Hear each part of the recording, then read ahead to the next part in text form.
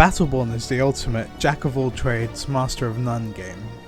It's quite impressive to see just how much Gearbox have jammed into this title.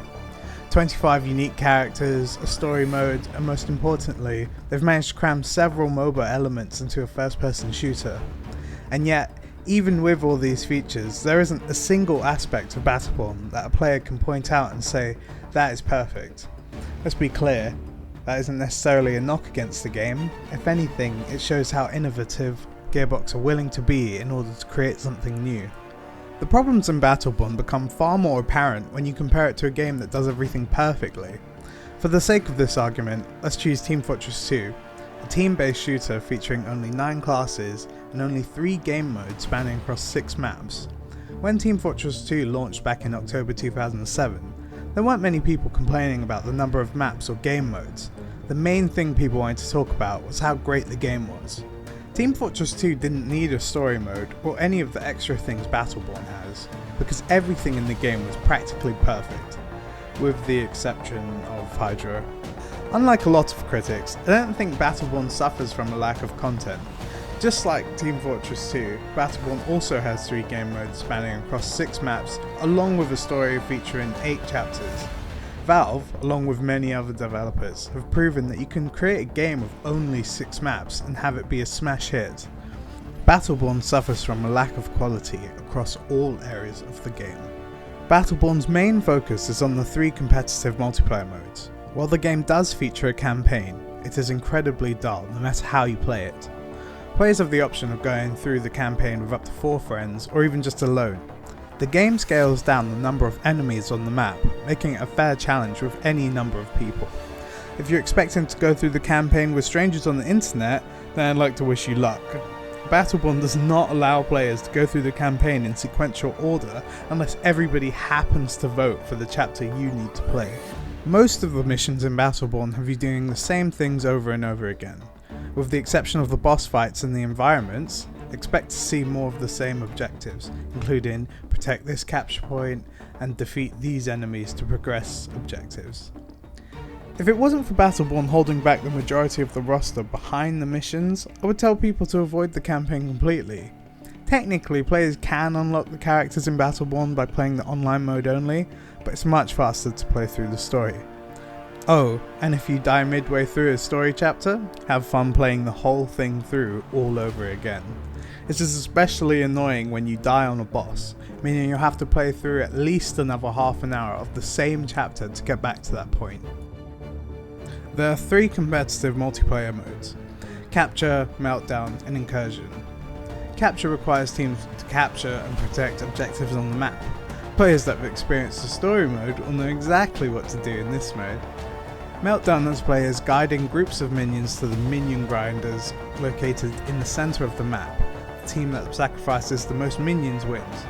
The final and most popular mode of the 3 is Incursion, the most MOBA-like mode. Incursion has players fighting against 2 large sentries. The maps in Incursion lack the 3 lanes commonly found in MOBAs. Out of the 3 modes, Incursion is definitely the most enjoyable. When both teams are equally balanced, Incursion feels like the mode that best represents Battleborn. When you're matched with a vocal team, it makes the game so much easier to play because everyone has a role. As with any team-based shooter, if you find yourself paired with a team full of mercenaries, you know the game isn't going to end well. If you happen to get really lucky and you have the best case scenario occur in regards to the teams, Battleborn shows its true potential.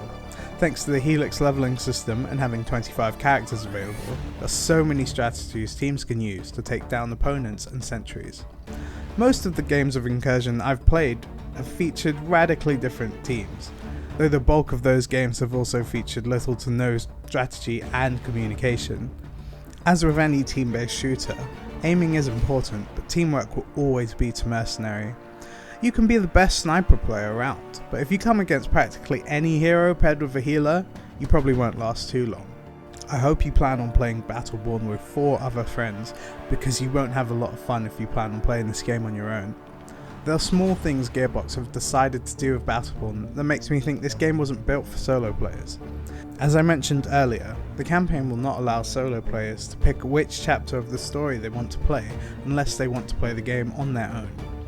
The 3 competitive multiplayer modes punish solo players by heavily hindering the team they are on when a player disconnects from the game. In most first-person shooters, this wouldn't be a problem, as another player could simply fill the spot of the player that disconnected. Another solution to this problem is to fill the spot with a bot. At least then you aren't stuck with one less person on your team. Battleborn doesn't choose either of these options. Instead, you are forced to play the rest of the game with one less person, and in a 5v5 game, having a player disconnect is basically the same as the entire team surrendering. Gearbox have decided to treat every multiplayer mode in Battleborn like a proper competitive match, instead of a game being fun and casual. The game expects you to have 2 pre-made groups ready to fight each other for X amount of time. It's crazy that something as basic as having another player or bot replace a disconnected team member isn't standard practice for all games at this point. Battleborn ended up stretching itself too thin by trying to include too many modes. If Gearbox had focused on the competitive aspect of the game only, I'm sure Battleborn would have ended up being much better. The campaign adds nothing of value to the game, but the multiplayer modes are worth playing if you can get a team together. It's a shame solo players have been completely ignored by Gearbox, otherwise Battleborn may have been worth recommending to people. I've given Battleborn 4 out of 10.